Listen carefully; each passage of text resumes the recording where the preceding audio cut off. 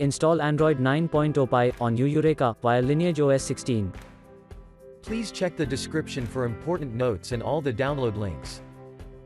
First download ROM and GApps packages, then transfer the downloaded files to the phone storage, link is in the description below. Step 2. Boot your device into TWRP recovery. Once in TWRP, click on Wipe, Advanced Wipe, and select the check boxes, as shown in the image, excluding internal storage. Step 4. Swipe the button to wipe the device.